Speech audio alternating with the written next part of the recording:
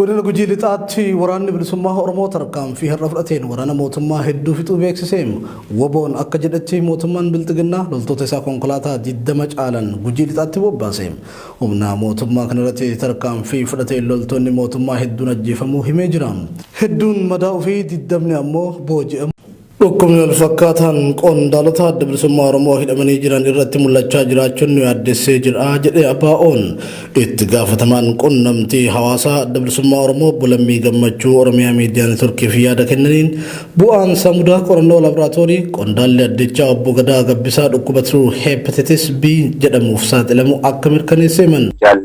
Gadaa Gabbisaa ammas qorannoo guyyoota 20mootaaf godhanii fi bila 8,2022 dhibee jaalbattee waliin wal fakkaatuuf saaxilamuusaa manni kilinikni Hadaraa ammas addeessee jira.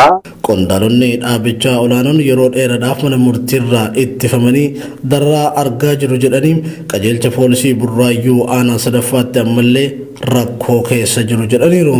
Qondaalota kanneen waliin kan turan obbo Battee Urgeessaa dhibee tiruu sadarkaa ulfaataatiin qabamanii turuun erga garmalee miidhamanii hidhaadhaa bahan jedhu obbo Lammiin. Qondaalota hoogganotaa fi miseensonni adda bilisummaa Oromoo namootni dhibee hepatitis B jedhamuun qabamuu isaanii sinillee gabaasaa turtanii keessattuu ergii harka isaanii irratti dadhabeetii du'aaf jireenya gidduutti gaafanni kufee jedhu jaalbattee Urgeessaa erga baasanii achi booda immoo haaluma wal fakkaatuu fi dhibee wal fakkaatuun qondaalota adda bilisummaa Oromoo bakka tokkotti hidhamanii turan hedduu isaanii irratti mallattoon dhukkuba kanaa kan mul'achuu eegale tibbuma obbo Batteen dhukkubsatan sana akka ta'es dubbatanii jiru. Qondaalota adda bilisummaa Oromoo bakka tokkotti hidhamanii jiran keessaas namoonni qorannoon taasifameef obbo Kennasaa Ayyaanaa fi obbo Gadaa Gabbisaa qofa akka ta'e himanii bu'aa qorannoo laaboraatoorii kanaanis dhibee tiruu hepatitis B jedhamu obbo Gadaa Gabbisaa qabuun akka mirkanaa'e eeran. Dhibeen hammatan kun yaalli biyya keessallee kan jira kan himan obbo Lammiin dawaan dhibee kanaaf liqimsamus qaalii ta'uu dubbatu. Dooktarri fayyaa isaanii obbo Gadaan ciisanii yaala jalqabaa akka hordofanitti himanis poolisiin kana gochuuf hayyamamaa akka hin taanes qondaalli adda bilisummaa Oromoo ibsanii jiru. Garmalees hooggantoota dhaabichaa mana hidhaa jiran keessaa Dooktar Gadaa Oljirraa mana hidhaa keessatti dhukkuba hammaataaf saaxilamanii wal'aansa dhabanii jiraachuus Oromiyaa Miidiyaa Neetwork odeeffateera. Dhibee wal fakkaatan qondaalota adda bilisummaa Oromoo bakka tokkotti hidhamanii jiran irratti mul'achaa jiraachuun nu yaaddesseera jedhu gaafatamaan qunnamtii hawaasaa ABO obbo Lammii Gammachuu poolisiin dhimma kanarratti waan jedhan qabu. Loltoonni mootummaa maqaa duulaa farra riphee lolaa jedhuun Oromiyaatti bobbaasee ajjeechaa hidhaa fi reebicha lammiilee nagaa irratti raawwataa jiraachuun himameem. Gochoonni hawaasa nagaa irratti loltoota mootummaatiin raawwatamaa jiruun gochoota suukanneessoo yakka namoomaa fi waraana hordofsiisan akka ta'e ibsamaa jira. Raajii sabaaf ajjeechaa kutaalee Oromiyaa garaagaraatti raawwatamu irratti waan qindeesse qaba. Guyyoota sadan darban godinaalee Shawaa Kibba Lixaa Aanaa Ammayyaam, Shawaa Lixaa Amboo fi Gujii Lixaa Aanaa Birbirsoo Kojawaam keessatti namoonni 12 ta'an loltoota mootummaan Oromiyaatti bobbaaseen ajjeefamuu ragaaleen OMN argate mul'isaniitii jiru.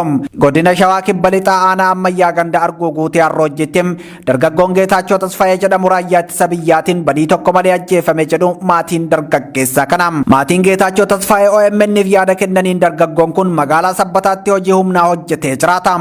Guyyaa dura Geetaachoon sababa akaakayyoon isaa dhukkubsateef gaafachuuf gara bakka dhaloota isaa akka dhufe himaniitii jiru. Geetaachoon maatii bira osoo hin gahin Aanaa Ammayyaa magaalaa Gindoo bakka Caffee jedhamtutti humnoota mootummaatiin qabame. Naanni dhufee bakka magaalaa Gindoo ga'u bakka kun konkolaataan itti harcaasutti Aanaa Gindoo keessatti mattaawaqaa harka Aanaa Ammayyaa ganda magaalaa Gindoo. Magaalaa Gindootti qabanii?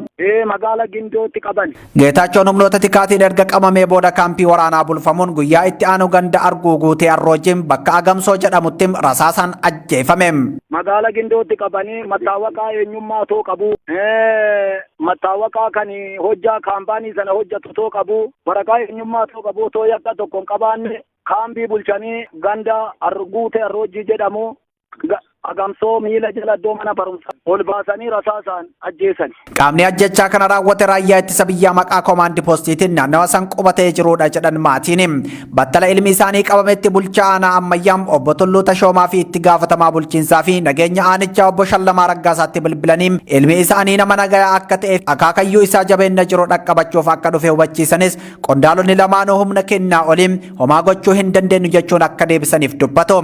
Yakka tokko toon qabne qabame attamitti qabamuu danda'e yakka woon qabu hin beektu yoo aanaadhum kana keessaa deemee sintuu waraqaa qulqullinaa baasee fi attamitti qabamuu danda'an jedhee ani itti yannaani nuti wanti goonu hin jiru humna keenya olii ani wanta godhu hin jiru naan jedhee bilbila narratti cufe.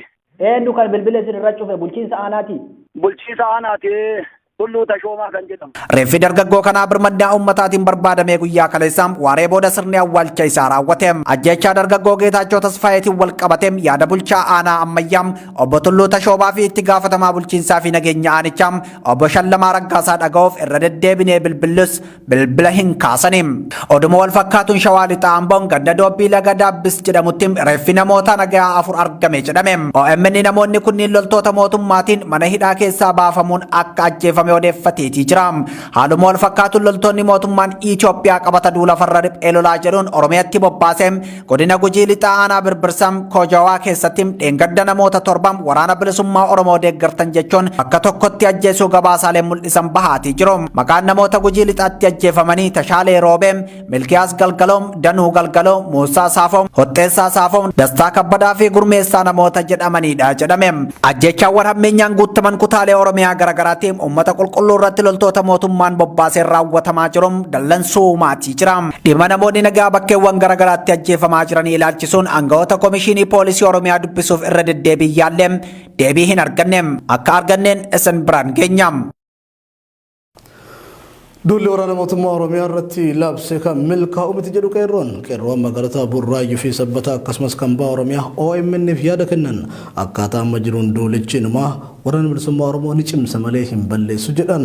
Qeerroowwan kunneen akka jedhanitti mootummaan duula amma Oromiyaa irratti bane namoota nagaa hidhaa dararaa fi ajjeesaa jira. Kun ammoo namoonni nagalleen hadheeffatanii gara qabsaa'utti akka seenan kan taasisu akka ta'e himan. Namoota nagaa ajjeesaa injifannoon dhufu hin jiru kan jedhan qeerroowwan mootummaan bilxiginnaa duula kana saffisaan dhaabee gara mariin rakkoo hiikutti deebi'uu qaba jedhan. Mootummaan dirree lolaattis waraana bilisummaa Oromootiin mo'amaa jiraachuu eeranii kanarratti namoota nagaa hidhuu fi ajjeesuun humnoota mootummaatiif kufaatii guddaa akka ta'e ibsanii jiru. Warri tibba kana magaalaa Galaan bakka Caffeetumaa jedhamutti taabota arganne jedhee humnaan bakkicha qabatee ture bakkicha gadhiisee deeme jedhame. Jiraattonni naannichaa irraa Oromiyaa Miidiyaa Neetwoorkitti akka himanitti warri kun akeekkachiisa bulchiinsa magaalaan booddee bakka sana gadhiisuuf dirqamee jira. Namoonni kun taabonni bakka seenuuf ka'uu didee achuma tursiifna jedhanii turan. Kantiibaan magaalaa Galaan Aadde Waynasheet Gizaw bakkicha yoo gadi hin dhiifne tarkaanfii humnaa fudhanna jedhanii akeekkachiisanii turan. Itti aanaan hoogganaa mana lubummaa Itoophiyaa Luba Balaayii Mokonnon amma dura taabonni samii bu'us ta'ee lafa keessa argamu hin jiru jedhanii turan. Warra ergama dhuunfaa qabutu maqaa amantaan daldala jedhan. Bulchiinsi magaalaa Galaan immoo warra saamicha lafaa barbaadutu duudhaa amantaan ala maqaa amantaan akkana godha jedhe. Rakkoon saamichaa fi hattummaa rakkoo caaseffama mootummaati jedhan dabballoonni bilxiginnaa. Rakkoon saamichaa hattummaa fi ijaarsa gandummaa rakkoo hooggansi siyaasaa olaanoo diriirsan malee akka jedhamaa jiru rakkoo hojimaata godinoota fi magaalotaa qofa akka hin taane hirmaattonni gamaagama hojii adaamatti taa'amee ibsanii jiru. Gamaagamni kun maqaa qorannoo raawwii hojii mootummaa fi paartii kurmaana sadaffaa jedhuun taa'amaa ture. Qondaalonni bilxiginnaa damee Oromiyaa olaanoon rakkoolee walxaxaa uumamee jiruuf dabballoota giddu galeessa gaafatama taasisuuf yaalaa turan jedhan maddeen. Keessattuu waltajjii kana gaggeessaa kan turan obbo Shimallis Abdiisaa fi Fiqaaduu Tasammaa rakkoolee walxaxaa yeroo ammaa mul'ataa jiran magaalotaa fi caasaalee gara gadii irratti buusuudhaan ofii isaanii bilisa of baasuuf yaaluun hirmaattota irraa mormii jabaan mudate jedhame. Oduu keenya xumuraatiin biyyoonni Afrikaa Saharaa gadii gaagama namummaa hedduu saaxilamuun isaanii himame. Biyyoonni Afrikaa Saharaa gama gadii gaagama namummaa hammaataa ta'eef saaxilamuu isaanii dhaabbata mootummoota gamtoomaniitu beekse.